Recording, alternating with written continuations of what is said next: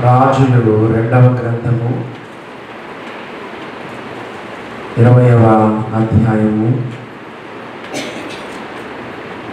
14వ వచనం నుండి మనం చదువుతాము. పిమ్మట ప్రవక్త అయిన యెషయా రాజైన హిజ్కియా యొద్దకు వచ్చి, ఆ మనుష్యులు ఏమనిరి, నీ యొద్దకు ఎక్కడ నుండి వచ్చింది అని అడగగా, హిజ్కియా బబులోను దూరదేశం నుండి వారు వచ్చి ఉన్నారని చెప్పారు.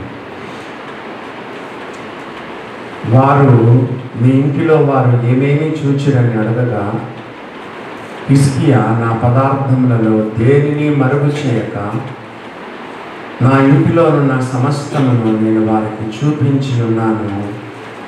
ఆయన చదివిన వాక్యాన్ని, చదవబోతున్న వాక్యాలను దేవుడు మన కొరకు దీవించును గాక. పోయిన వారము కొన్ని సంగతులు మనం హిజ్కియాని గురించి మనం చూసినాం. బబులోను రాజు హిజ్కియా రోగి అయి ఉన్నాడని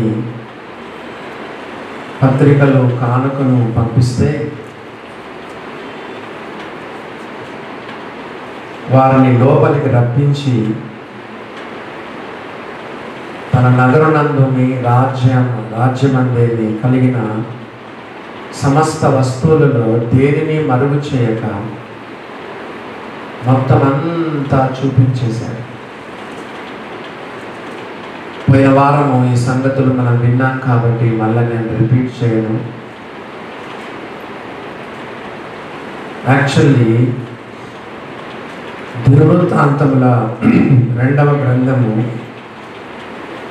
32వ అధ్యాయము 31వ వచనంలో హిజ్కియా దేశము ఆశ్చర్యంగా వృద్ధి నొందుటను గూర్చి విచారించి తెలుసుకోవడానికి, కొన్ని రహస్యాలు తెలుసుకోవడానికి వచ్చారు. శత్రువు కొన్ని రహస్యాలు తెలుసుకోవడానికి వచ్చారు. అతని దేశము ఆశ్చర్యంగా వృద్ధి నొందుటను గూర్చి విచారించి తెలుసుకోవడానికి శత్రువు వచ్చారు. శత్రు విషయంలో అప్రమత్తంగా ఉండకుండా మొత్తం అంతా చూపిస్తే వెంటనే యెషయా వచ్చాడు. ఇప్పుడు చదవండి, రాజుల 2వ గ్రంథం 20వ అధ్యాయము 15వ వచనం 14వ వచనం. పిమ్మట ప్రవక్త యెషయా రాజైన హిజ్కియా యొద్దకు వచ్చి, ఆ మనుష్యులు ఏమనిరి, నీ యొద్దకు ఎక్కడ నుండి వచ్చిరి అని అడగగా, హిజ్కియా బబులోను దూరదేశము నుండి వారు వచ్చి ఉన్నారని చెప్పాను. మీ ఇంటిలో వారు ఏమేమి చూచిరి? మీకు గుర్తుందా? పోయిన వారం మన ఇంట్లో అందరు ఏం చూడాలో 7 సంగతులు విన్నాం. గుర్తుందా? కొంతమంది రాసుకుంటున్నారు. మరి మీ ఇంటిలో వారు ఏమి చూచిరి అనేది, ఇతరులు మన ఇంట్లో ఏం చూడాలో 7 సంగతులు పోయినసారి మనము విన్నాం. 15వ వచనంలో హిజ్కియా ఏమన్నాడు? నా పదార్థములలో దేనిని మరుగు చేయక నా ఇంటిలో ఉన్న సమస్తమును నేను వారికి చూపించి ఉన్నాను అనేది. ఏమి మరుగు చేయకుండా అంతా మొత్తం చూపించేశారు. నాకు తెలిసినంత మటుకు మనకు దేవునికి రహస్యంగా ఉన్న విషయాలు కొంతమందికి చెప్పకూడదు. కొన్ని విషయాలు మరుగుగా ఉండాలి. సంగతి మరుగు చేయక రాజులకు ఘనత. సామెతల గ్రంథంలో ఏమని చెప్పండి? సంగతి మరుగు చేయుట రాజులకు ఘనత. మన దేవునికి మధ్యలో ఉన్న కమిట్మెంట్స్ కొన్నిసార్లు మనం ఎవరికి చెప్పకూడదు.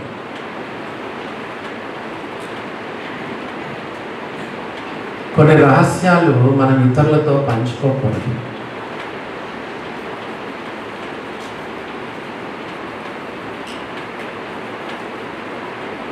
తన సర్వము సమస్తము తన ఆస్తంతా ఇస్సాకే. తనకు దేవునికి మధ్య ఉన్న కమిట్మెంట్, ఆ సాక్రిఫైస్ కనీసం భార్యకైనా చెప్పాడా అబ్రహాము? చెప్పలేదు.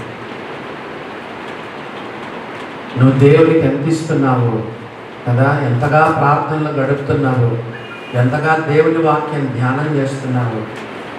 నీ పర్సనల్ విషయాలు కొన్నిసార్లు ఇతరులతో చెప్పుకోకపోవడమే మంచిది.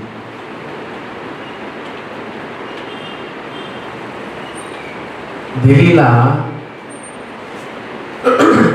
సంసోను విసిగించింది. నీ బలం దేంట్లో ఉంది, నీ బలం దేంట్లో ఉంది, నీ బలం దేంట్లో ఉంది అని కొన్నిసార్లు అబద్ధం చెప్పాడు.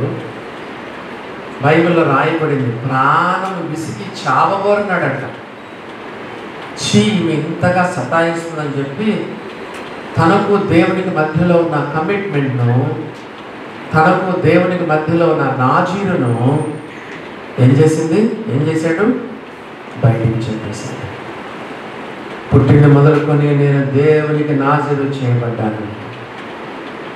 క్షౌరపు కత్తి అన్నాడు కూడా నా తల మీదకి రాలేదు. కొన్ని సంగతులు మనం వేరే వాళ్ళకి చెప్పకూడదు. డౌలుగా డంబాలుగా మనం చెప్పుకోకూడదు. కొన్నిసార్లు నీకు నీ దేవునికి మధ్యలో ఉన్న కమిట్మెంట్ని కూడా నువ్వు చెప్పకూడదు. నువ్వు ప్రార్థన చేయనప్పుడు చెప్పండి, రహస్యమందున నీ తండ్రికే కనపడవలనని. నువ్వు ఉపవాసం ఉండినప్పుడు రహస్యమందున నీ తండ్రికే కనపడవలనని. నువ్వు ధర్మము చేయనప్పుడు కుడి చేత చేయనది ఎడమ చేతకు కూడా, అంటే కొంతమంది ఏం చెప్తారంటే కుడి చేయి అంటే భర్త అంట, ఎడమ చేయి అంటే భార్య అంట. నువ్వు దేవునికి ఎంత ఇస్తున్నావో కనీసం నీ భార్య కూడా తెలియకుండా అబ్రహాము ఇస్సాకును బలిగా అర్పించేటప్పుడు తన భార్యకు చెప్పలేదు. మరి ఎందుకు హిజ్కియా తన యొక్క రాజ్యమందేమి, తన ఇంటిలోనేమి ఉన్న సమస్తమును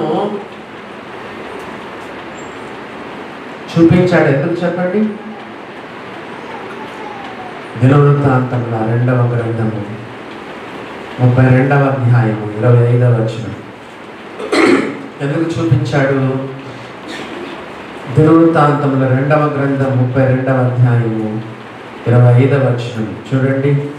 హిజ్కియా మనస్సున గర్వించి, తెలియని ప్రైడ్ వచ్చేసింది. తెలుసా మీకు? కొన్నిసార్లు మనం తెలియకుండానే మనలో గర్వం వచ్చేస్తుంది. కొంతమందికి వేరే గర్వం ఉండదు కానీ స్పిరిచువల్ ప్రైడ్ ఉంటుంది. అప్పుడే వాళ్ళని వాళ్ళని చూస్తేనే మనకు తెలిసిపోతుంది. ఏదో వాళ్ళే భక్తి పరులైనట్లు, వాళ్ళే సేవకులైనట్టు, వాళ్ళే ప్రార్థనా పరులైనట్టు, చాలా రిజర్వ్డ్గా. స్పిరిచువల్ ప్రైడ్, ఆత్మీయమైన గర్వం. కొంతమంది ఆత్మీయమైన గర్వము ద్వారా ఎంతో నష్టపోయారు.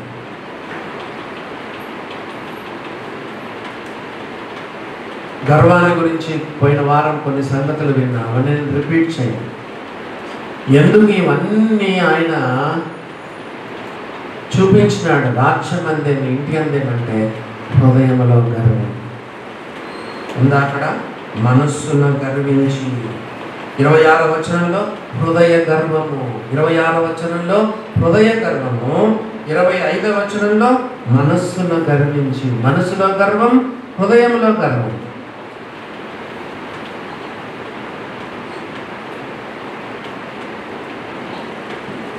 కొన్నిసార్లు మనకు తెలియకుండానే ఎంతో గర్వముగా మనం ప్రవర్తిస్తాం.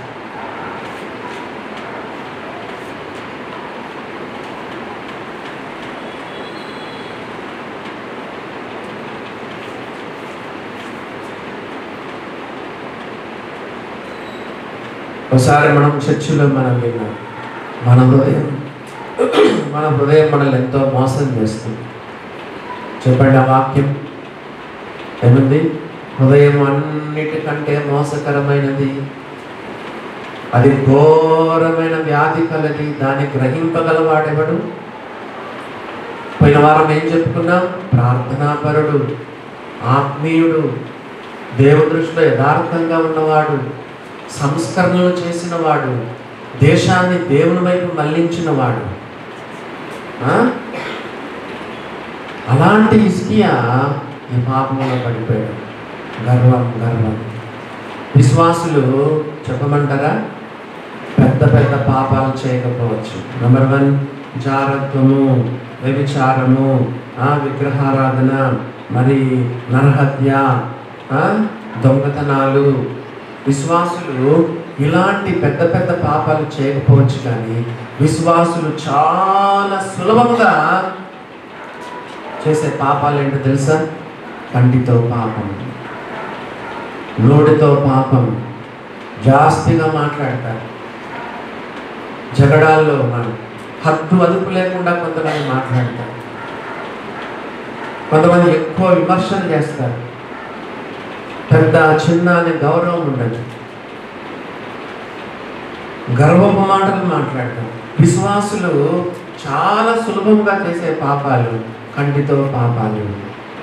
సెల్ ఫోన్ ఈరోజు మనకు ఎంత ఛాలెంజింగ్గా ఉంది. కంటి పాపమే కదా, నేత్రాశ. నోటితో పాపాలు విశ్వాసులు. ఆ తర్వాత ధనాపేక్ష. ఎంతమంది విశ్వాసులు ధనాపేక్ష పాపముగా పరిగణిస్తారు?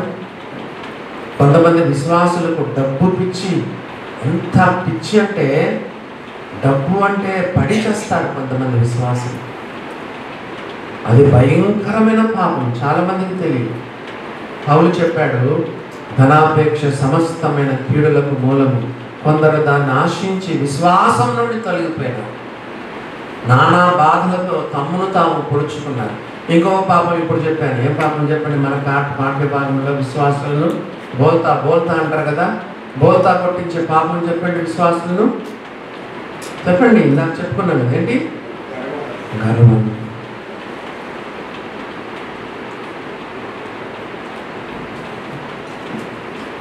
హెబ్రీ గ్రంథకర్త 12వ అధ్యాయం 2వ వచనంలో ఏమన్నాడు తెలుసా? సులువుగా చిక్కులు పెట్టు పాపములు. ఏ పాపాలు చెప్పండి? సులభంగా చిక్కులు పడిపోతాం. సులభంగా చిక్కులు పెట్టు పాపాలు ఉందా? హెబ్రీ 12:2లో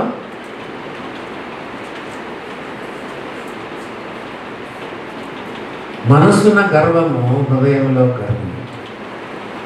అప్పుడు ఏమైందో చూడండి, 25వ వచనం చదువు. దినవృత్తాంతంలో 2వ గ్రంథం 32వ అధ్యాయం 25వ వచనం. అయితే హిజ్కియా మనస్సున గర్వించి, దావీదు చెప్పండి, దావీదు వద్దు రాజా, జనసంఖ్య చేయొద్దు రాజా. యోవాబు ఎంతో చెప్పాడు, వద్దు చేయొద్దు, జనసంఖ్య చేయొద్దని. యోవాబు ఎంత చెప్పినా కూడా, నా దగ్గర ఇంతమంది జనసంఖ్య ఉన్నారు, ఇంత సైన్యం నా దగ్గర ఉంది, ఇంత బలగం నా దగ్గర ఉంది అని ఒక రకంగా గర్వించి దావీదు జనసంఖ్యను లెక్క చేస్తే వేల మంది చనిపోయారు.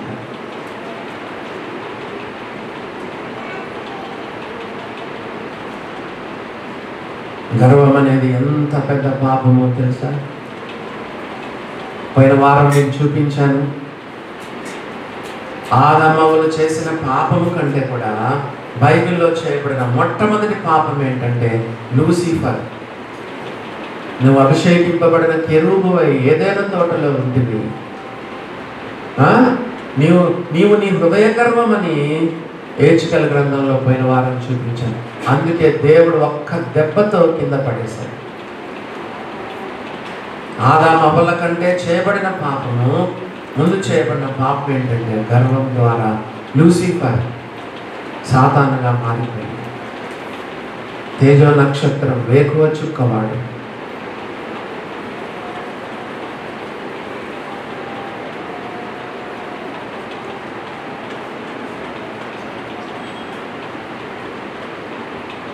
దినవృత్తాంతంలో 2వ గ్రంథము 32:25లో దావీదు కూడా గర్వించినాడు, జనసంఖ్య చేశాడు.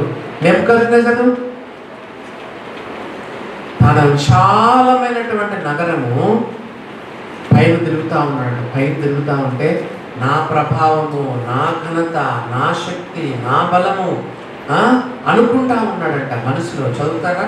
దానియేలు గ్రంథంలో చూడండి ఏమనుకున్నాడు. దానియేలు గ్రంథం అంటే తెలియకుండానే మనకు గర్వం వచ్చేస్తుంది. దానియేలు గ్రంథం 4వ అధ్యాయము 29వ వచనం చదవండి. దానియేలు 4:29. 12 నెలలు గడిచిన పిమ్మట అతడు తన రాజధాని బబులోనులోని నగరునందు సంచరించుచుండగా రాజు బబులోనును ఈ మహా విశాల పట్టణము నా బలాధికారమును నా ప్రభావ ఘనతను కనపరచుటకై నా రాజధాని నగరముగా నేను కట్టించినది కాదా అని తనలో తను అనుకునెను. రాజు నోట ఈ మాట ఉండగా ఆకాశము నుండి ఒక శబ్దము వచ్చెను. ఏదనగా రాజు నెబుకద్నెజరు, ఇదే నీకు ప్రకటన, నీ రాజ్యము నీ యొద్ద నుండి తొలగిపోయెను. తమ యొద్ద నుండి మనుషులు నిన్ను తరిమేస్తారు. అడవులకు వెళ్ళాడు, 7 సంవత్సరాలు ఉన్నాడు. మరలా మానవ బుద్ధి వచ్చింది. మానవ బుద్ధి వచ్చిన తర్వాత లాస్ట్లో ఏమని రాస్తున్నాడు చూడండి. 37వ వచనం ఆయన సాక్ష్యం. ఇలాగో నెబుకద్నెజరును నేను పరలోకపు రాజు యొక్క కార్యములన్నయు సత్యములను ఆయన మార్గములు న్యాయములై ఉన్నవనియు గర్వముతో నటించు వారిని ఆయన అనప శక్తిమంతుడు. గర్వముతో నటించు వారిని అనప శక్తిమంతుడు. గర్వముతో నటించు వారిని అనప శక్తిమంతుడు. లాస్ట్లో తన సాక్ష్యం చెప్పాడు. ఎవరు? తిరిగి అడవుల్లో నుండి సింహాసనం దగ్గరకు వచ్చేటప్పుడు మానవ బుద్ధి గలవాడై, ఓ దేవుని బిడ్డలారా, గర్వం గర్వం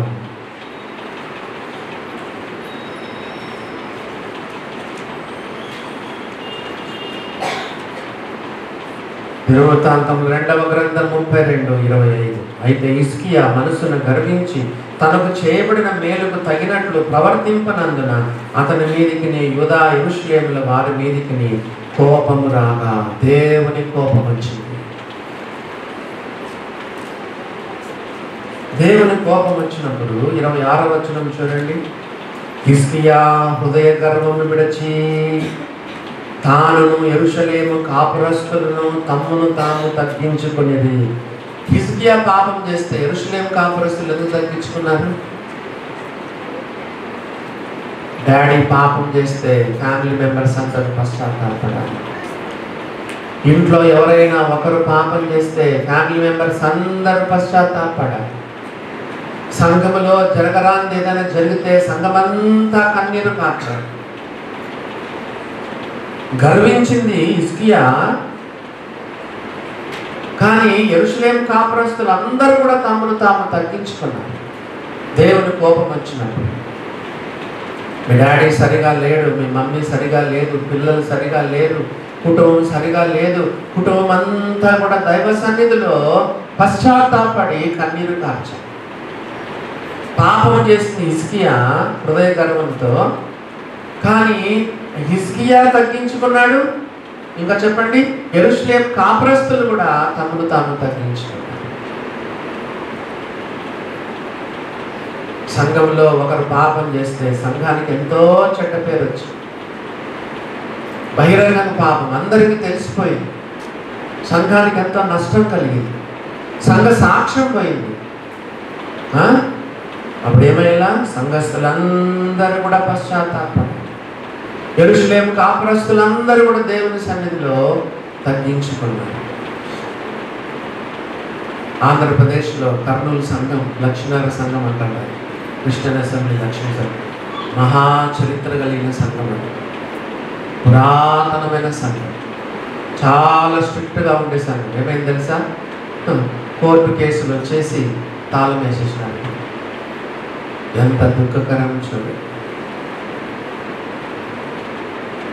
సంఘములో చేయబడిన విషయాల కొరకు సంఘమంతా కూడా యెరూషలేము కాపురస్తులు ఎలాగైతే అంగలార్చున్నారో, తగ్గించుకున్నారో, మనం కూడా దైవ సన్నిధిలో ఒక్కరు పాపం చేసిన కుటుంబంలో కానీ సంఘంలో కానీ ఎక్కడైనా ఏమైనా జరిగితే మిగతా వారు కూడా మనం కూడా దైవ సన్నిధిలో ఎంతో పశ్చాత్తాపడాలి, తగ్గించుకోవాలి.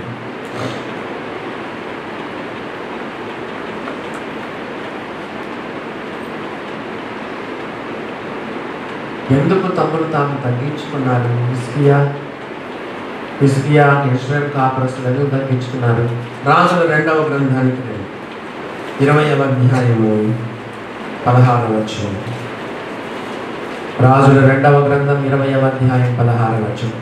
అంతటా యెషయా హిజ్కియాతో ఇట్లనెను.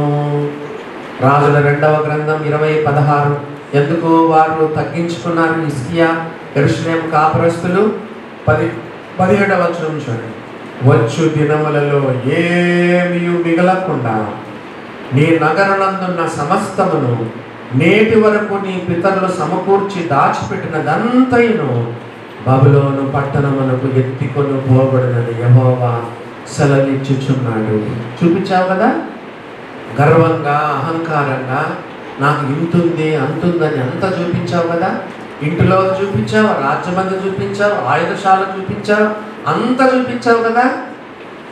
రాబోయే కాలంలో ఏ శత్రువులనైతే లోపలికి తీసుకొని వచ్చి బబులోను వారిని లోపలికి తీసుకొచ్చి అంత ఆర్భాటంగా ఆడంబరంగా చూపించావో అదే శత్రువులు ఇదే బబులోను వారు వస్తారు. చదవండి. నీవు నీ పితరులు నేటి వరకు సమకూర్చి దాచిపెట్టినదంతా కూడా నీ నగరనందున్న సమస్తము కూడా బబులోను పట్టణములు ఎత్తుకొని పోబడునని యెహోవా సెలవిచ్చుచున్నాడు. 18వ వచనం. మరియు నీ గర్భమందు పుట్టిన నీ పుత్ర సంతును బబులోను రాజు నగరునందు నపుంసకులుగా చేయుటకై వారు తీసుకొని పోవుదురు. నువ్వేమేమైతే చూపించావో అంతా తీసుకెళ్తారు.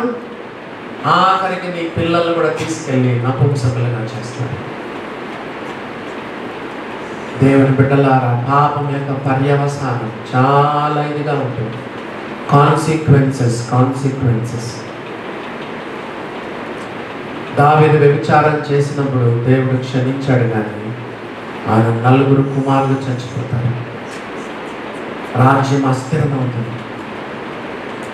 చాలా పర్యవసానాలు, కాన్సిక్వెన్సెస్ ఆయన ఎదుర్కొంటాడు. దేవుని బిడ్డలారా, విశ్వాసులం మనం నమ్ముకున్నాం, బాప్తిసం తీసుకున్నాం, ఆరాధన చేస్తున్నాం, రొట్టెరసం తీసుకుంటున్నాం, పాపముతో చెలగాటమాడుతూ పాపాన్ని పాపంగానే మనం చూడాలి. మనము కొన్నిసార్లు పొరపాటుగా చేస్తాం. దేవుడు మనకు చూపించినప్పుడు ఎంతో పశ్చాత్తాపడి ఆ పాపం పైన చేయమిమ్మని దేవుని అడిగాడు. దేవుని సన్నిధిలో మనం క్షమాపణ కోరుకోవాలి.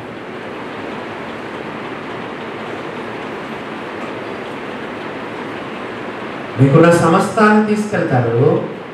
ఆ తర్వాత నీకున్నటువంటి పిల్లలను కూడా తీసుకెళ్ళి బబులోను దేశానికి తీసుకెళ్ళి వారిని పిల్లలను నపుంసకులుగా చేయటకై వారు తీసుకొని పోతారని చెప్పారు. 19వ వచనంలో అప్పుడు హిజ్కియా ఏమంటాడో చూడండి. రాజుల 2వ గ్రంథం 20వ అధ్యాయం 19వ వచనం ఏం చేస్తున్నప్పుడు ఏం చెప్తున్నాడు? హిజ్కియా ఏం చెప్తున్నాడు? అందుకు హిజ్కియా 2 Kings chapter 20 verse 19. అందుకు హిజ్కియా, నీవు తెలియజేసిన యెహోవా ఆజ్ఞ చొప్పున జరుగుట నేనే. ఇక చేయగలిగింది ఏం లేదు. దేవుని సన్నిధి, దేవుని చేతులకు అప్పగించుకోవడం తప్ప ఇంకేం చేయలేదు. నీవు తెలియజేసిన యెహోవా ఆజ్ఞ చొప్పున జరుగుట నేనే. నా దినములలో సమాధానము సత్యము కలిగిన ఎడల మేలే కదా అని యెషయాతో అనెను. యెషయా ఇప్పుడు ఏం చెప్తున్నాడంటే, ఓహో, నా కొడుకు కాలంలో శత్రువులు వస్తారా? నా కొడుకు కాలంలో నా కొడుకులు మనవులు ఇంకా 2 తరాలు 3 తరాల తర్వాత శత్రువులు వచ్చి ఇదంతా తీసుకెళ్తారా? ఓహో, నన్ను కాదు కానీ నా కుమారులను తీసుకెళ్ళి నపుంసకులుగా చేస్తారా? నా టైంలో బాగుంటుంది కదా అని ఆయన 2 సార్లు మేలే మేలే అన్నాడు. నీవు తెలియజేసిన యెహోవా ఆజ్ఞ చొప్పున జరుగుట మేలే. నా దినములలో సమాధానం సత్యము కలిగిన ఎడల మేలే కదా అని యెషయాతో అనెను. నాకేమనిపిస్తుందంటే, హిజ్కియా ఇలా కాకుండా, అయ్యో ప్రభువా అది వాయిదా వేయి, ఇంకా నాలో ఏమైనా తప్పిదాలు ఉంటే క్షమించండి, దయచేసి ఇలాంటి పరిస్థితులు రాకుండా చేయండి అని హిజ్కియా ప్రార్థన చేసి ఉండాల్సింది. కానీ ఏమన్నాడు? నా కాలంలో బాగుందిలే, మరి నా కాలంలో దయా సత్యం ఉంటుంది కదా. ఏమన్నాడు? సమాధానం సత్యము నా దినాల్లో కలుగుట మేలే కదా అని యెషయాతో అన్నట్టుగా మనము చూడగలం. హిజ్కియాను గురించిన ముగింపు మాటలు దినవృత్తాంతంలో 2వ గ్రంథంలో ఇంకా ఏమున్నాయో చూడండి. 32వ అధ్యాయం 26వ వచనం. దినవృత్తాంతంలో 2వ గ్రంథం 32:26. హిజ్కియా హృదయ గర్వమును విడిచి తానును యెరూషలేము కాపురస్తులను తమ్మును తాము తగ్గించుకొనిరి కనుక హిజ్కియా దినములలో యెహోవా కోపము జనుల మీదికి రాలేదు. చూసారా? రాజుల 2వ గ్రంథానికి దినవృత్తాంతం 2వ గ్రంథానికి ఉన్నటువంటి ఆ యొక్క సంబంధం చూడండి. వీళ్ళు పశ్చాత్తాపడ్డారు, తగ్గించుకున్నారు. అందుకు వీరి టైంలో యెహోవా కోపం రాలేదని బైబిల్లో మనం చదువుతున్నాం. 27వ వచనం, దినవృత్తాంతంలో 2వ గ్రంథం 32వ అధ్యాయము 27వ వచనం. హిజ్కియాకు అతి విస్తారమైన ఐశ్వర్యమును ఘనతయు కలిగెను. దేవుడు సమృద్ధినిచ్చినాడు హిజ్కియా. 27వ వచనం చదవండి. దినవృత్తాంతంలో 2వ గ్రంథం 32:27. హిజ్కియాకు అతి విస్తారమైన ఐశ్వర్యం అంటే ఘనతయు కలిగెను. బైబిల్లో ఒక మాట ఉంది, చెప్పండి. నన్ను ఘనపరచువాని, one who honours me I will honour them. నన్ను ఘనపరచువారిని నేను ఘనపరుస్తాను. అతి విస్తారమైన ఐశ్వర్యమును ఘనతను దేవుడు హిజ్కియాకు ఇచ్చాడు. సామెతల గ్రంథం 10వ అధ్యాయము 22వ వచనం. సామెతల గ్రంథము 10వ అధ్యాయము 22వ వచనం చదవండి. సామెతల గ్రంథం 10వ అధ్యాయం 22వ వచనం.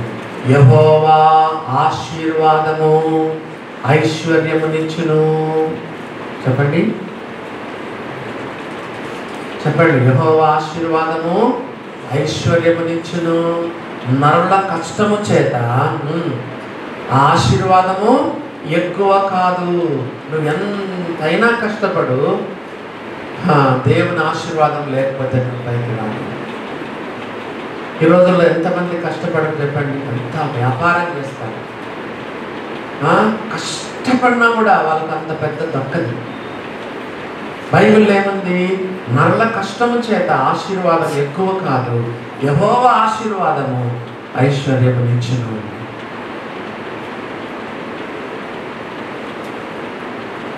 దేవుడు ఆశీర్వదిస్తే దేవుని బిడ్డలారా మనకేం కొదవ ఉండదు.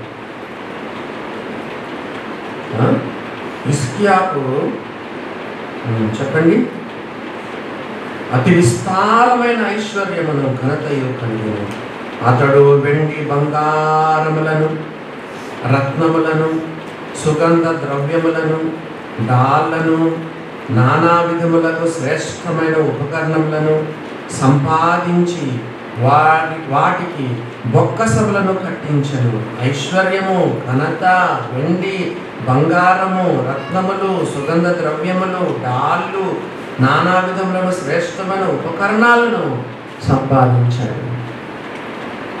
దేవుడు ఈయనను ఇంతగా ఆశీర్వదించడానికి రాజుల 2వ గ్రంథం 18వ అధ్యాయంలో 2 సంగతులు. దేవుడు హిజ్కియాను ఇంతగా ఆశీర్వదించడానికి 2 కారణాలు మనం చూద్దాం. రాజుల 2వ గ్రంథం 18వ అధ్యాయం. రాజుల 2వ గ్రంథము 18వ అధ్యాయము 5వ వచనం చదువుతాం. 2 Kings chapter 18 verse 5 చదవండి.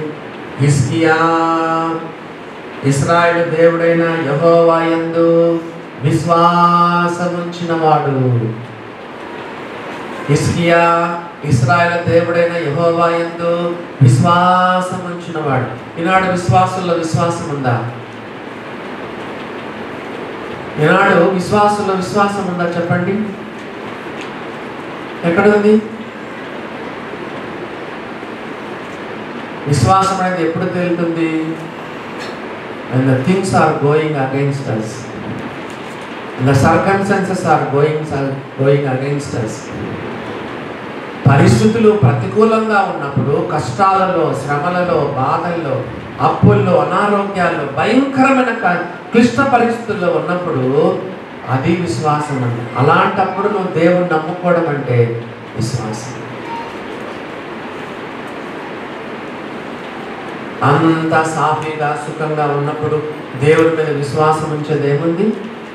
కటిక చీకటిలో, గాఢాంధకారములో, భయంకరమైన సమస్యల్లో ఉన్నప్పుడు నువ్వు దేవునందు విశ్వాసం ఉంచడం గొప్ప విషయం. విశ్వాసం అనేది ఆత్మ ఫలములో ఉంది, ఆత్మ వరముల్లో కూడా ఉంది.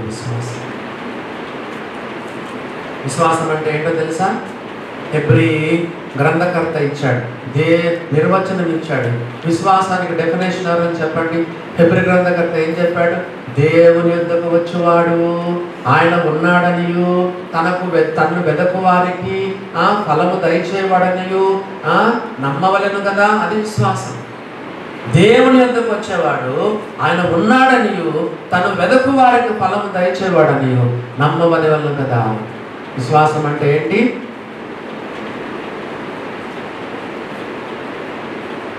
దేవుని వెతికేవారు.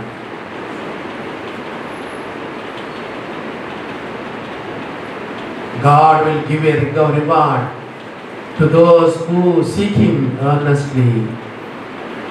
తన్ను వెతుకు వారికి, పూర్ణ హృదయంతో వెతికే వారికి ఆయన ఫలమిస్తాడు అని నమ్మడమే విశ్వాసం అండి. చౌదమ్మా హెబ్రీయులకు రాసిన పత్రిక 11వ అధ్యాయం. విశ్వాసానికి నిర్వచనం చెప్పండి, డెఫినేషన్ చెప్పండి. దేవుని యొద్దకు వచ్చేవాడు ఆయన ఉన్నాడని.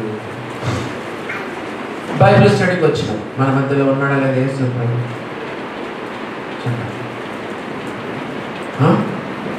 ఎక్కడ ఇద్దరు ముగ్గురు నా నామమున కూడి ఉందరో అక్కడ వారి మధ్య ఉన్నాను. దేవుని యొద్దకు వచ్చేవాడు ఆయన ఉన్నాడని నమ్మాలి.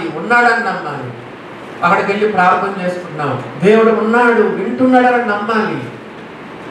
హెబ్రీయులకు రాసిన పత్రిక 11వ అధ్యాయము 5వ వచనం 6వ వచనం చూడండి. విశ్వాసం లేకుండా దేవునికి ఇష్టడైనట్టు అసాధ్యం. It impossible to please God without faith.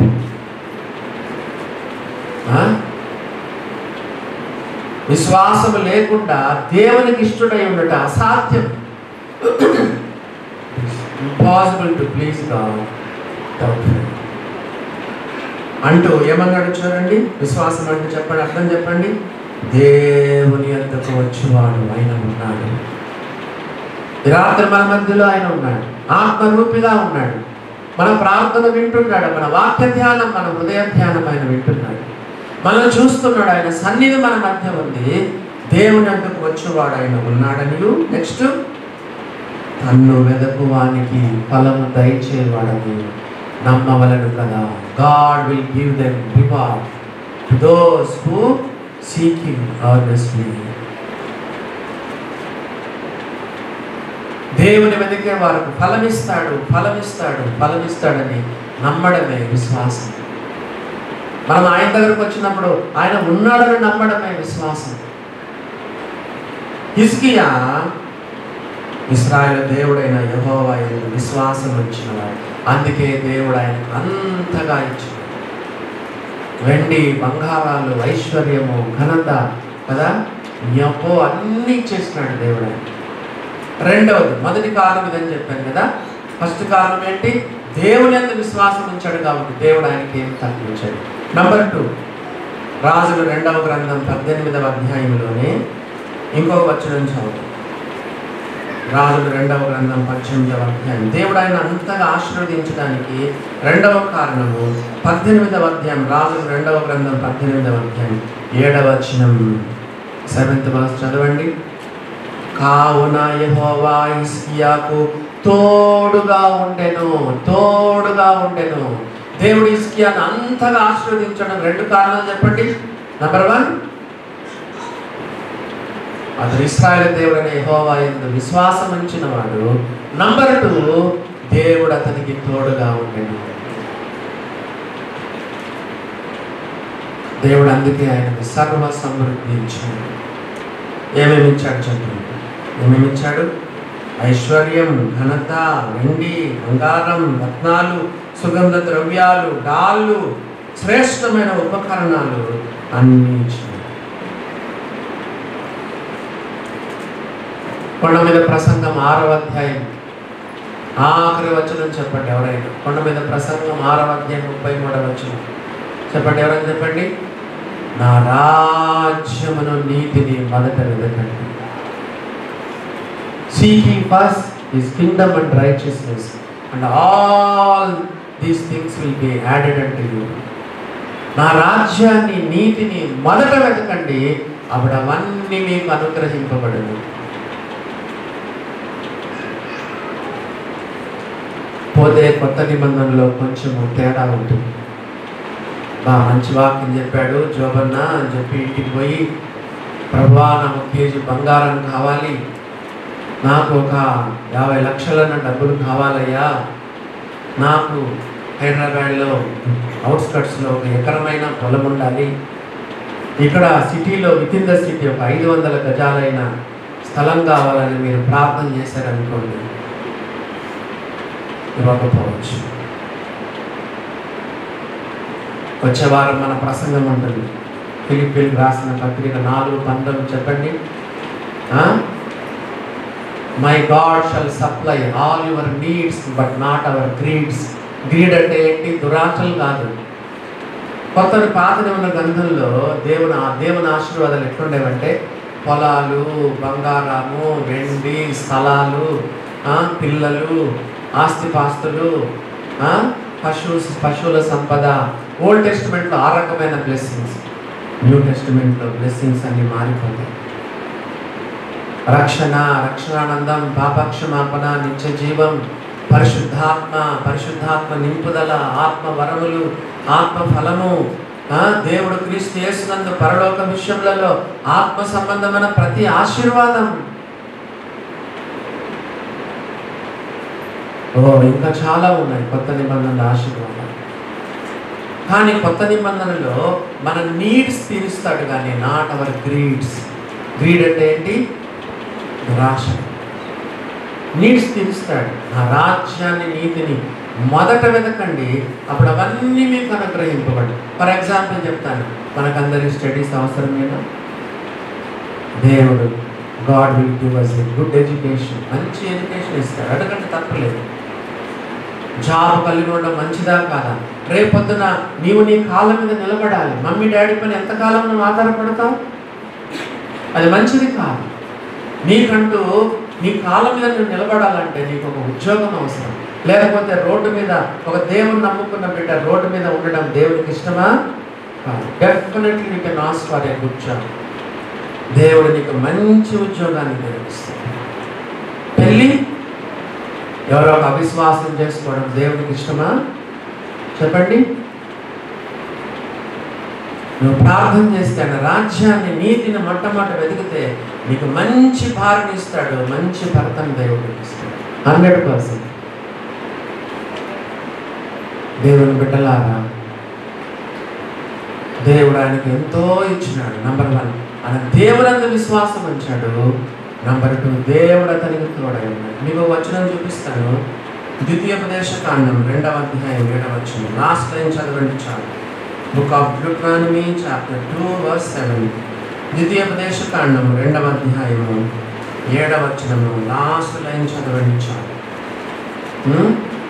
మీరు ద్వితీయోపదేశకాండం 2వ అధ్యాయం 7వ వచనం లాస్ట్ లైన్. నీ దేవుడైన యెహోవా నీకు తోడై ఉన్నాడు, నీకేమీ తక్కువ కాదు. నీ దేవుడైన యెహోవా నీకు తోడై ఉన్నాడు, నీకు ఏమీ తక్కువ కాదు. యెహోవా నా కాపరి, నాకు లేమి కలగదు. The lord is my shepherd, I shall not want. చూసారా దేవుని బిడ్డలారా?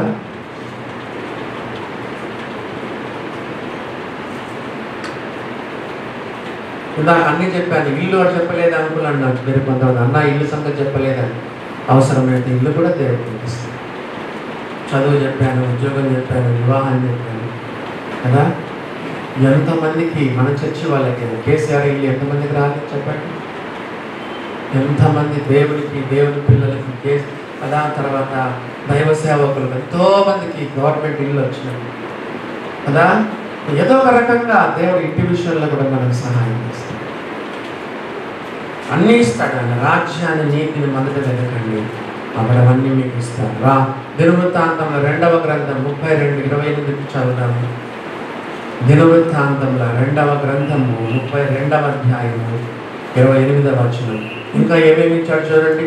ధాన్యమును, ద్రాక్షారసమును, తైలమును ఉంచుటకు, కొట్లను, పలు విధములైన పశువులకు శాలలను, మందలను, దొడ్లను కట్టించను. 27వ వచనంలో కట్టించను, 28వ వచనంలో కట్టించను కదా. ఎప్పుడు మనకు కొట్లు అవసరం చెప్పండి? వేర్ హౌసెస్ అంటారు కదా, స్టోర్ రూమ్స్ ఎప్పుడు అవసరం చెప్పండి? స్టోర్ రూమ్స్ మనకి ఎప్పుడు అవసరం? మనకు కావాల్సిన దానికంటే ఎక్కువ ఇచ్చినప్పుడు, మనం కావలసిన దానికంటే మనకు దేవుడు ఎక్కువ ఇచ్చినప్పుడు ఏం చేస్తాం? ఇంకా ఇంట్లో ఇల్లు పట్టదు, స్టోర్ రూమ్స్ కదండి. వేర్ హౌసెస్ అంటారు, లేకపోతే ఏమంటారు? స్టోర్ రూమ్స్ అంటారు. కొట్లు కట్టించినాడంట. ధాన్యము, ద్రాక్షారసం, తైలమును ఉంచుట కొట్లు, పలు విధములైన పశువులకు శాలలను, మందలను, దొడ్లను కట్టించాడు. మలాకి గ్రంథంలో ఏముంది? నా మందిరములో ఆహారము సమృద్ధిగా ఉండినట్లు 10వ భాగమంతయు మీరు నా మందిరపు నిధిలోనే తీసుకొని రండి. మన యొక్క 10వ భాగాలు, కానుకలు మనం ఫస్ట్ చర్చికి తీసుకోవాలి. నీ బుద్ధి పుట్టినట్టు ఇష్టపకాలంతా ఆ సేవకునికి ఇంత, ఈ సేవకునికి ఇంత, ఈ సేవకునికి ఇంత, ఆ సేవకునికి ఇంత కాదు. 10వ భాగం నుంచి మళ్ళీ ఆ తర్వాత మిగతాది ఏం చేసుకుంటామో నీ ఇష్టం. నా మందిరపు నిధులను తీసుకురండి. దీన్ని చేసి మీరు నన్ను శోధిస్తే ఆకాశపు వాకిలను విప్పి పట్టజాలని విస్తారమైన దీవెలు. ఈనాడు పొట్లు ఎందుకు కట్టాల్సి వచ్చింది? దేవుడు పంపే ఆశీర్వాదాలకు మన ఇల్లు సరిపోదు, మన కొట్లు సరిపోవు, ఎక్స్ట్రా కట్టుకోవాలి. దేవుడు అన్నాడు కీర్తనలను, అంతరిక్ష ద్వారాలను తెరుస్తాడు, ఆకాశపు తూములను దేవుడు తెరుస్తాడు. ఆల్రెడీ మనలో కొంతమందిని ఎంతో ఆశీర్వదించాడు. మన సంఘంలో మన దేవుడు కొంతమంది ఎంతో ఆశీర్వదించాడు. అసలు మనము ఇంతగా దేవుడు మనల్ని ఆశీర్వదించాలని మనం పాత్రలున్నా? నేను కూడా అంతే. చర్చ్ నాకేం సిగ్గేం లేదు. నేను హైదరాబాద్కి వెళ్ళొచ్చాను తెలుసా. నాకు ఒక హీరో హోండా ఉండేది. మా ఇంజనీరింగ్ చేసేటప్పుడు మా డాడీ నాకు హీరో హోండా పంపించాడు. హీరో హోండా వాటి పట్టుకొచ్చినాడు హైదరాబాద్, అనంతపూర్లో. రెండవది సూట్ కేసులో బట్టలు తీసుకొచ్చుకున్నాను, పెద్ద సూట్ కేసులో బట్టలు. మూడవది ఒక గోనె సంచిలో మరి అల్యూమినియం పాత్రలు, వంటలు చేసుకోవాలి కదా, కొత్త పెళ్ళయింది. అల్యూమినియం పాత్రలు పెళ్ళికి ప్రజెంటేషన్స్ ఇచ్చినారు కొంతమంది వస్తువులు. ఆ ప్రజెంటేషన్స్ తీసుకొని వచ్చాను. 3 వస్తువులు తీసుకొని వచ్చాను. మరి దేవుడు నన్ను దీవించలేదా? నా పరిచయం దీవించలేదా? నన్ను ఆశీర్వదించలేదా? దేవుడు నన్ను ఎంతో ఆశీర్వదించాడు. మీలో కూడా దేవుడు ఎంతో ఎంతో, మనం ప్రారంభం ఎట్లుంది, ఇప్పుడు మనం ఎట్లున్నాం. దేవుడు ఆశీర్వదించి మొదలు పెడితే పట్టజాలం అని బైబిల్లో రాయబడింది. దేవుడు మరి యొక్క హిజ్కియా కొట్లు కట్టించుకున్నాడు, మందలకు పశువులు కూడా కట్టించున్నాడు అని 29వ వచనం చూడండి. 29వ వచనం, మరియు దేవుడు అతనికి అతి విస్తారమైన కలిమి దయచేశాడు. 29వ వచనం వల్ల చదవండి. మరియు దేవుడు చూసారా, అక్కడ స్పెసిఫిక్గా రాయబడింది. దేవుడు దేవుడు హిజ్కియాకు అతి విస్తారమైన కలిమి దయచేసినందున పట్టణములను, విస్తారమైన గొర్రెల మందలను, పశువుల మందలను అతడు సంపాదించెను. దేవుడు లేకపోతే మనం ఏం చేయాలి? ఆదివారము మనము 3 ప్రాముఖ్యమైన విషయాలు విన్నాం. లాస్ట్ టైం చెప్పండి. I can accept all things, I can do all things, I have all things. రెండవది ఏంటి? మనం ఆదివారం 3 సంగతులు విన్నాం. I can accept all things. నాకు ఏం సంభవించినా పర్వాలేదు, జైల్లో పెట్టినా పర్వాలేదు, సంతోషంగానే ఆనందంగానే ఉన్నానని చెప్పాడు. రెండవది ఏమన్నాడు? I can do all things through Christ which strengtheneth me. నన్ను బలపరచు అనేందు నేను సమస్తము చేయగలను. మూడవది ఏమన్నాడు? ఐ హ్యావ్ ఆల్ థింగ్స్ అని చెప్పాడు. నేను సమస్తమును సమృద్ధిగా కలిగి ఉన్నానని పౌలు చెప్పాడు. మరి దేవుడు ఇంక ఏమిచ్చాడు చెప్పండి? దేవుడు దేవుడు దేవుడు దేవుడు అతనికి అతి విస్తారమైన కలిమి దయచేసినందున పట్టణములను, విస్తారమైన గొర్రెల మందలను, పశువుల మందలను అతడు సంపాదించను. బాగా మస్తు సంపాదించినాడు. ఎవరు? అందుకే గర్వం, అందుకే గర్వం.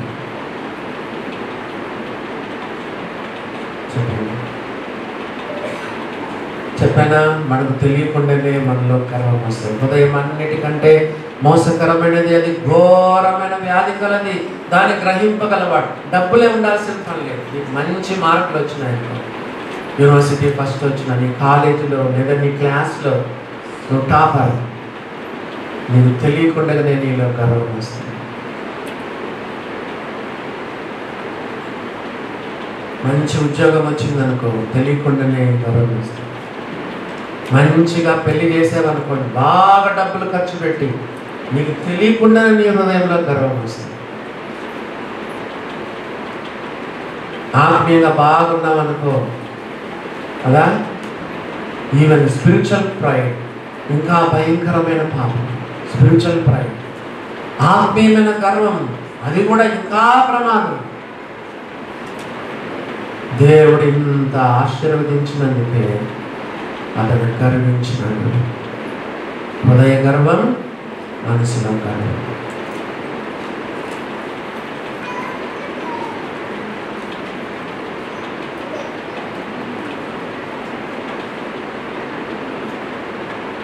Prosperity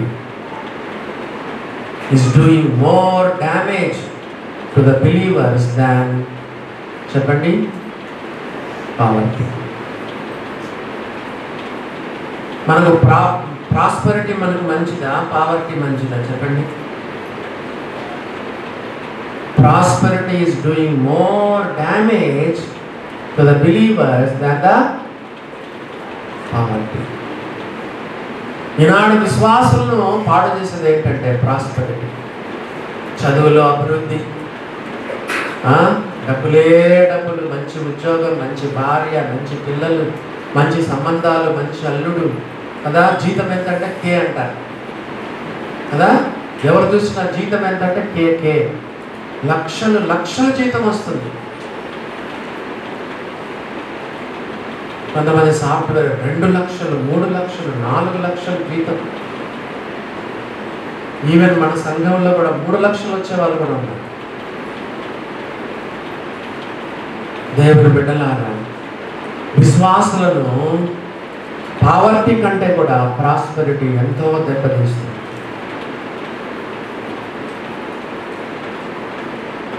ఒక రకంగా మనకు అంతో ఇంతో లేమి ఉండడమే మంచి.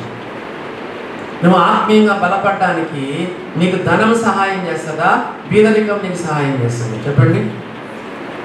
యేసుప్రభు ఏమన్నాడు? సూది బెజ్జములో వంటైనా దూరుతుంది కానీ, చెప్పండి, ధనవంతుడు దేవుని రాజ్యములో ప్రవేశించడం దుర్లభం. ఎంత కఠినంగా చెప్పాడు చూడండి యేసుప్రభు. సూది బెజ్జములో వంటైనా దూరుతుందేమో కానీ ధనవంతుడు దేవుని రాజ్యంలో ప్రవేశించడం దుర్లభం.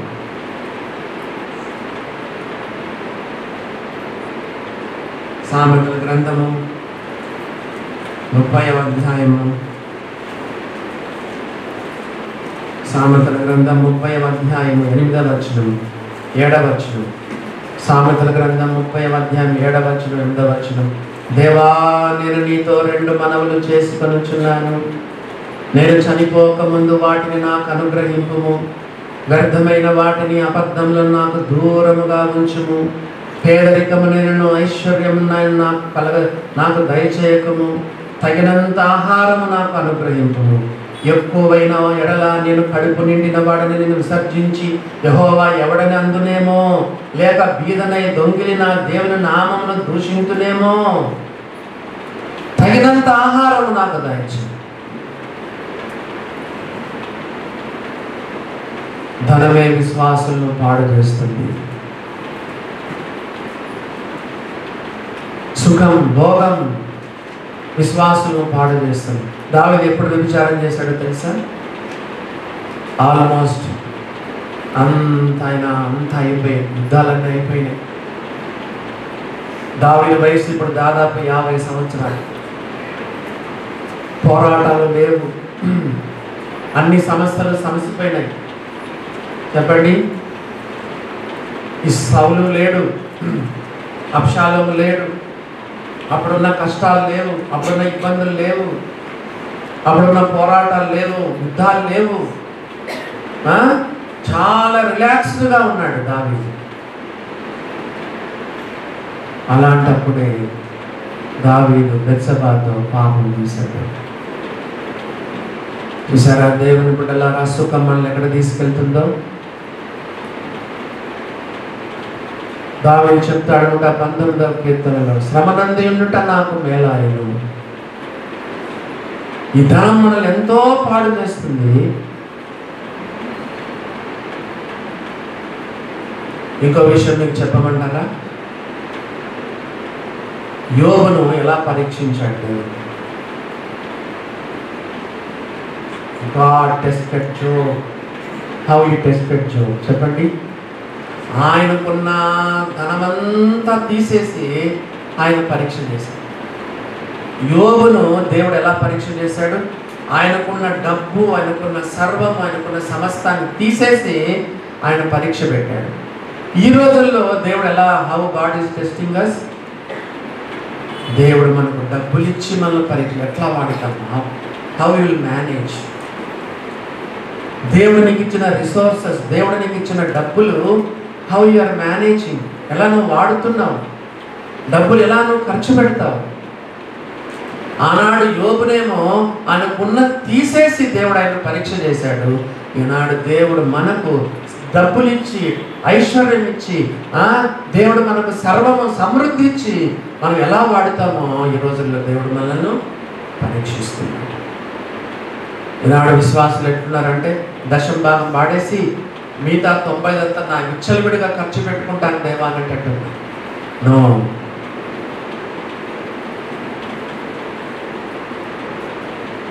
నీ డబ్బు పైన నీ 10% కాదు, నీ మొత్తం జీతం పైన దేవునికి అధికారం మనం ఇవ్వాలి. మొత్తం జీతం అంతా తీసుకొచ్చి చర్చిలో ఏమని నేను చెప్పడం లేదు. దేవుడు మనకిచ్చిన జీతాలను కూడా, దేవుడు మనకిచ్చిన ఫైనాన్సెస్ని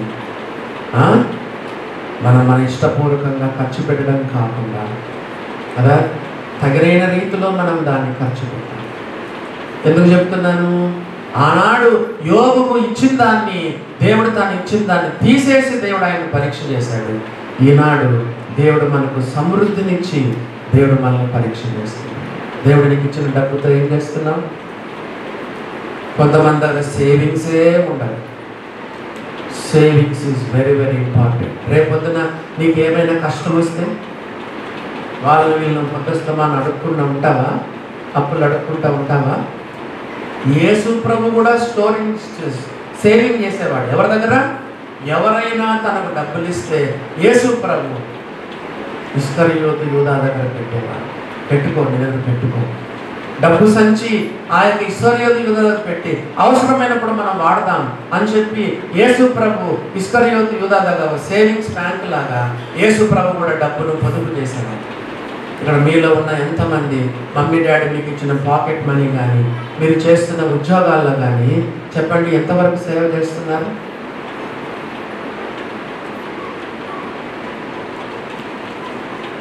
కొన్నిసార్లు దేవుడు మనకు వద్దన్న ఎక్కువ డబ్బులు ఇస్తాడు. ఎందుకో చెప్పండి. తిమోతికి రాసిన మొదటి పత్రిక 6వ అధ్యాయం 17వ వచనం. తిమోతికి రాసిన మొదటి పత్రిక 6వ అధ్యాయము 17వ వచనం. 1 Timothy chapter 6 verse 17. చదవండి. దేవుడు మనకి ఎందుకు డబ్బులు ఇస్తాడు చెప్పండి. ఇహమందు ధనవంతులైన వారు విశ్వాసుల గురించి చెప్తున్నాడు. ఇహమందు ధనవంతులైన విశ్వాసులు గర్విష్ఠులు కాక అస్థిరమైన ధనమునందు నమ్మిక ఉంచక సుఖముగా అనుభవించుటకు సమస్తమును మనకు ధారాళముగా దయచేయు దేవుని అందే నమ్మిక ఉంచుడని ఆజ్ఞాపించుము. 18వ వచనం. వారు వాస్తవమైన జీవమును సంపాదించుకుని నిమిత్తము రాబో కాలమునకు మంచి పునాది తమ కొరకు వేసుకొనుచు డబ్బులతో ఏం చేయాలి? మేలు చేయుచు. మీకు చర్చిలో చెప్పాను, కొంతమంది దశం భాగం వేసిన తర్వాత ఇంకా నయా పైసా బయటికి తీయడు. ఎవరైనా బీదలు కనపడినా, బీద సేవకుడు కనపడినా, ఒక విధవరాలు కనపడినా కదా, ఒక భిక్షగాడు కనపడినా ఇంకా దశం భాగం నుంచి ఒక పైసా కూడా బయటికి తీయడు. దేవుడు మనకు ఎందుకు డబ్బులు ఇచ్చినాడు? వేరే వాళ్ళకి మేలు చేయవారును, ఇంకా చూడండి, సత్క్రియలను ధనము గలవారును, ఔదార్యము గలవారును. ఔదార్యం అంటే ఏంటి? జనరాసిటీ, దాతృత్వం. ఔదార్యం అంటే ఏంటి? ఇతరులకు ఇవ్వడం. ఇంకా చూడండి, తమ ధనములో ఇతరులకు పాలించువారునై ఉండాలి.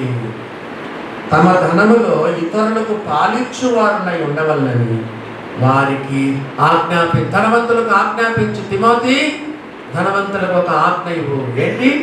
తమ ధనములో ఇతరులకు పాలించువారుగా ఉండాలి. ఇంకా మనకు టైం అయిపోతుంది, మనం త్వరగా ముగించుకుందాం. దినవృత్తాంతముల 2వ గ్రంథము 32వ అధ్యాయము. ఇప్పుడు చూడండి 30వ వచనం. ఈ హిజ్కియా గీహోను కాలువకు ఎగువ కట్ట వేయించి దావీదు పట్టణపు పడమటి వైపునకు దాన్ని తెప్పించింది. హిజ్కియా తాను పూనుకొనిన సర్వ ప్రయత్నముల యందును వృద్ధి పొందెను. కొంతమంది అంటారు కదా, అంటే అతిశయోక్తి అంటారు కదా, ఎగ్జాగరేషన్ అంటారు. ఏంటి అతిశయోక్తి? ఏంటి? పట్టిందల్లా బంగారం అంటారు కదా, అతను పట్టిందల్లా బంగారం అంటారు. ఇక్కడ కూడా చూడండి, హిజ్కియా తాను పూనుకొనిన సర్వ ప్రయత్నముల యందును వృద్ధి పొందెను. ఏం పట్టుకుంటే అది సక్సెస్ అవుతుంది. ఏం పట్టుకున్నా సక్సెస్. మొదటి కీర్తన ఎవరైనా చెప్తారా? దుష్టుల ఆలోచన చెప్పున నడవక, పాపల మార్గం నిలవక. చెప్పండి. అపాసకులు కూర్చుని చోటున కూర్చుండక, యెహోవా ధర్మశాస్త్రం ఆనందించుచు దివారాత్రులు ధ్యానించువాడు ధన్యుడు. అతడు నీటి కాలువల ఓరను నాటబడినదై ఆకు వాడక తన కాలమందు ఫలమిచ్చి చెట్టు వలె ఉండును. ఇప్పుడు చెప్పండి. అతడు చేయునదంతయు సఫలమగును.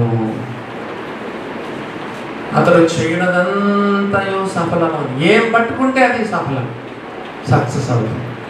అతడు చేయనదంతయు సఫలమగును.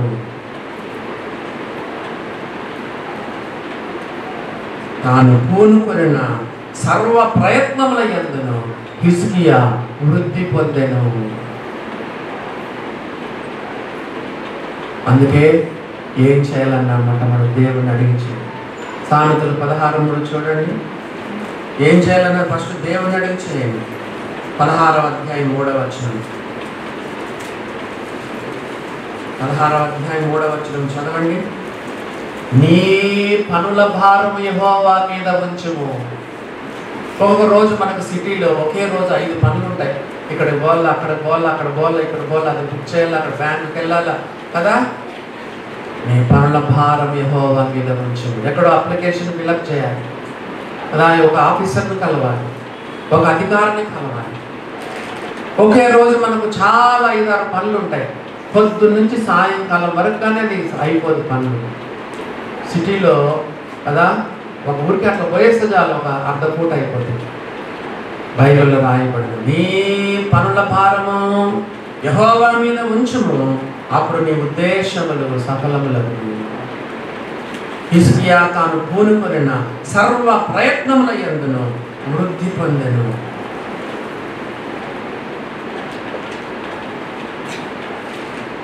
దినవృత్తాంతము 2వ గ్రంథం 32-31. అతని దేశము ఆశ్చర్యముగా వృద్ధి నొందుటను గూర్చి విచారించి తెలుసుకొనుటకై బబులోను అధిపతులు అతని యొద్దకు పంపిన రాయబారుల విషయములలో అతని శోధించి అతని హృదయములోని ఉద్దేశమంతయు తెలుసుకొనవలనని దేవుడు అతన్ని విడిచిపెట్టెను. పోయిన వారం కూడా దీని గురించి కొంచెం చెప్పాను. 31వ వచనం.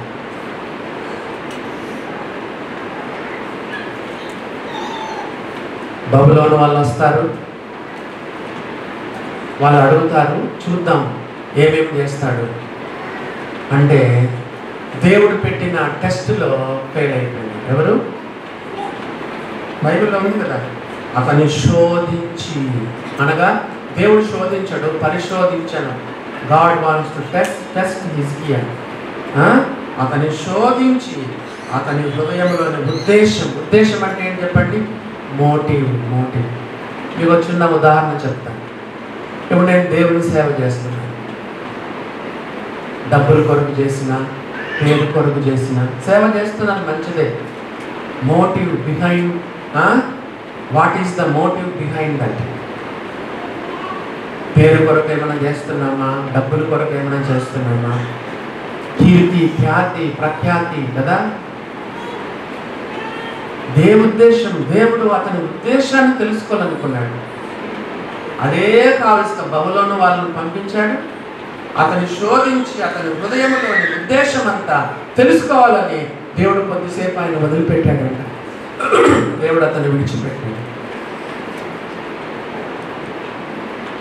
Very often god also will test us. కొన్నిసార్లు చిన్న విషయాల్లో కూడా మనం టెస్ట్ చేస్తాం. చిన్న విషయాలు కూడా కొన్నిసార్లు మనం టెస్ట్ పెడతాం. అబద్ధం చెప్తామా అని చెప్పాము, రైట్ రిపోర్ట్ రాస్తామా రాయమా కదా.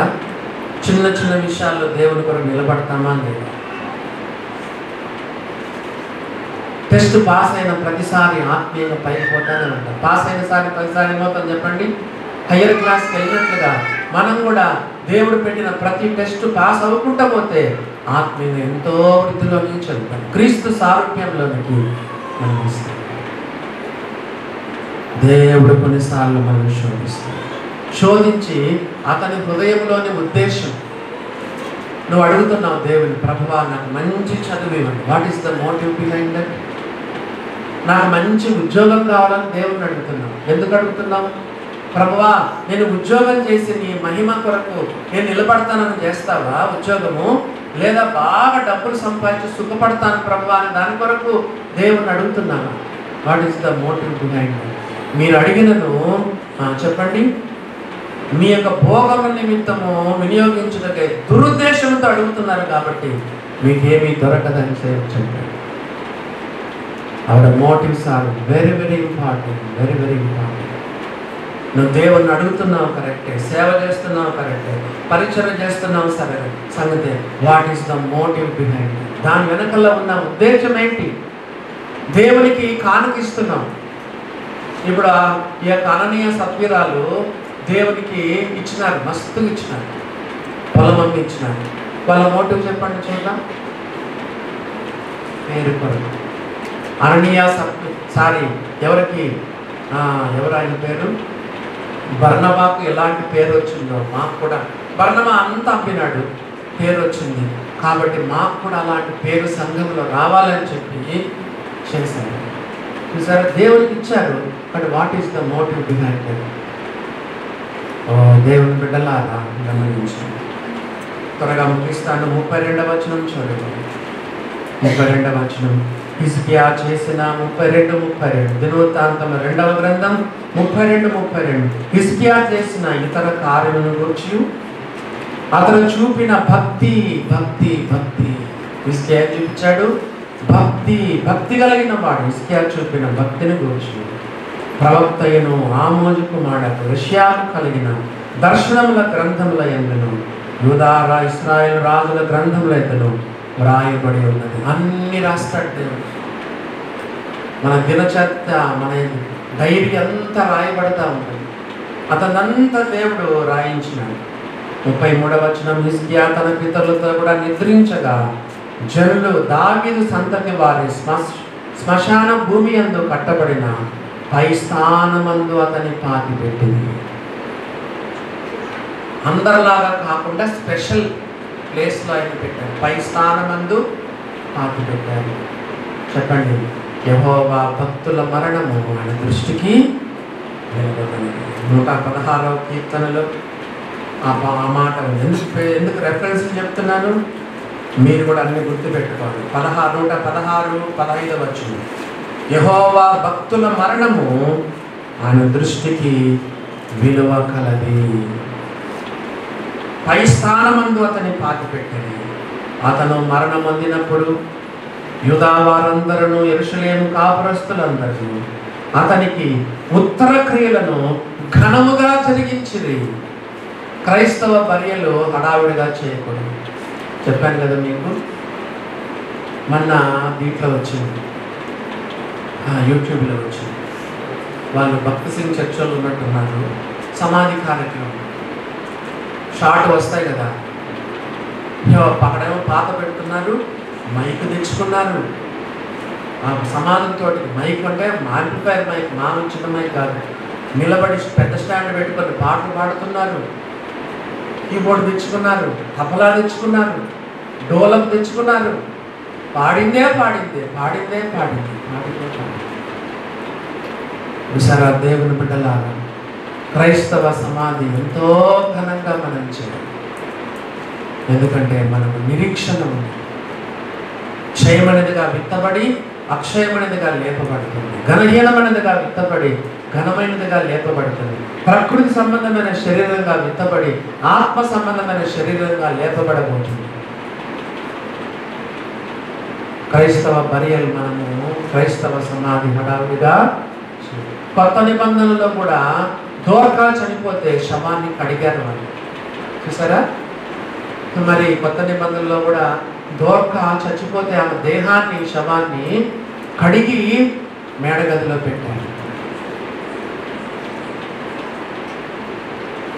ఘనముగా జరిగించింది. అతని కుమారుడైన మనష్య అతనికి మారుగా రాజు. రాజుల 2వ గ్రంథంలో కూడా క్లోజింగ్ వర్డ్స్ చదువుకుందాం. రాజుల 2వ గ్రంథము 20వ అధ్యాయంలో క్లోజింగ్ వర్డ్స్ చూడండి. 20వ వచనం, రాజుల 2వ గ్రంథం 20వ అధ్యాయం 20వ వచనం. హిజ్కియా చేసిన ఇతర కార్యములను గూర్చి, అతని పరాక్రమమంతటిని గూర్చి, పరాక్రమవంతుడంట, అతడు కొలను తవ్వించి కాలువ వేయించి పట్టణంలోనికి నీళ్లు రప్పించాడు. ఒక కాలువ తవ్వి యెరూషలేముకి ఒక మంచి నీళ్ళ కాలువను తీసుకొని వచ్చింది. ఆ తర్వాత యూదా రాజుల వృత్తాంతముల గ్రంథమందు వ్రాయబడి ఉంది, హిజ్కియా తన పితరులతో కూడా నిద్రించగా అతని కుమారుడైన మనష్య అతనికి మారుగా రాజయ్యాడు.